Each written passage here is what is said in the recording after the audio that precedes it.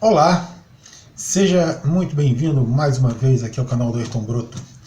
Hoje uma curiosidade bem interessante da época dos vikings, que predominaram aí no norte da Europa, ali pela Escandinávia, dos séculos 8 a 10 depois de Cristo. Uma característica dos vikings, eles eram povos relativamente nômades, né, e que saqueavam a Europa ocidental durante esse período da Idade Média. Eles desciam costeando, entravam pelos rios e saqueavam pequenas cidades, mosteiros, às vezes até grandes cidades. Tem um seriado muito interessante na Netflix chamado justamente Vikings. Nesse seriado, a atriz canadense Catherine Winnick, ela interpreta Lagertha, uma líder guerreira de uma dessas facções vikings, né? Eu pessoalmente não curto tanto o seriado porque ele é meio, digamos assim, muito literal na parte de guerra, com vísceras à mostra, muito sangue. Eu não gosto muito desse tipo de entretenimento, mas a parte histórica é bem interessante, né? Não porque seja fiel à realidade histórica em si, como personagens, essas coisas, mas pelo estilo de vida que essa comunidade viking, esses povos, eles tinham, né? Então, assim, bem interessante esse seriado. E ficou mais comprovado ainda uma característica desses povos, porque todas as pessoas têm os vikings naquele ideário de que eram homens grandes, fortes, barbudos, com aqueles chapéus de chifres, né? Mas não é bem assim. Na verdade, já foram encontrados vários esqueletos de mulheres vikings. Claro que a sociedade escandinava da época tinha mulheres, eles reproduziam, né? Eles são os ancestrais aí de todos desses povos aí, que são os suecos, os dinamarqueses, finlandeses, né? Inclusive dos próprios russos também, né? Noruegueses e tal. Mas não é só isso. Essa parte a gente sempre pensou que era uma característica militar, era só destinada aos homens, essa atividade militar. E não era, já foram encontrados muitos túmulos de mulheres guerreiras vikings.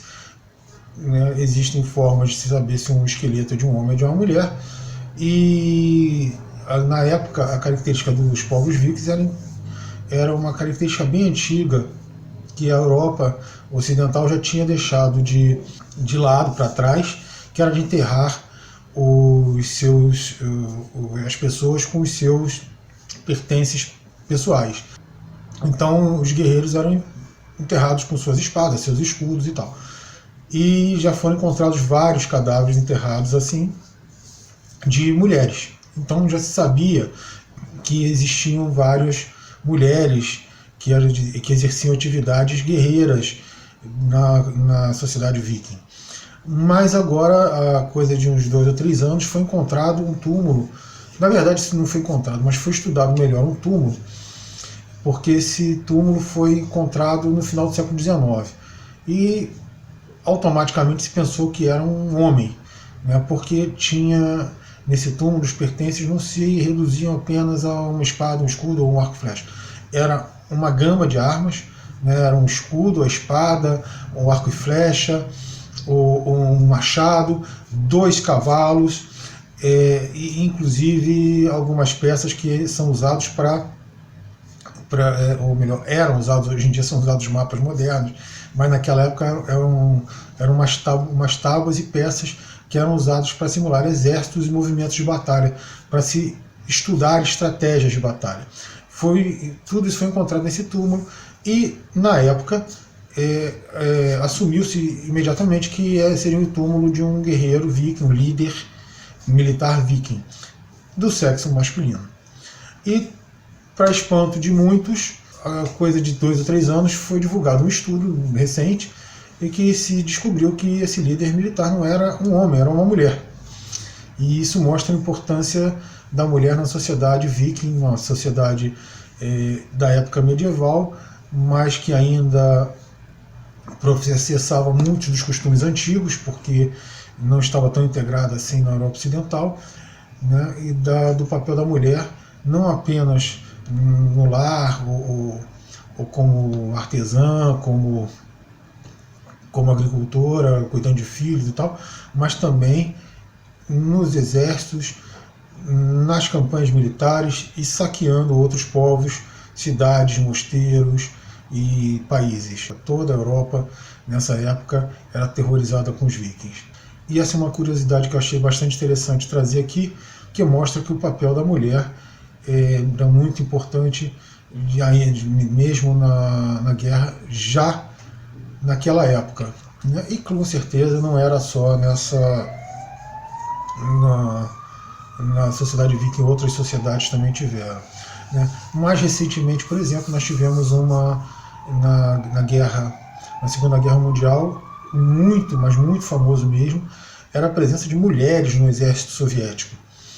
Inclusive, talvez a maior e melhor sniper até hoje, sniper é um termo em inglês, mas digamos assim, atirador, o franco-atirador, é um termo mais em português, o franco-atirador, que é aquele cara que fica a uma distância muito grande com um fuzil e mata os adversários sem entrar em combate direto, com a mira extremamente apurada.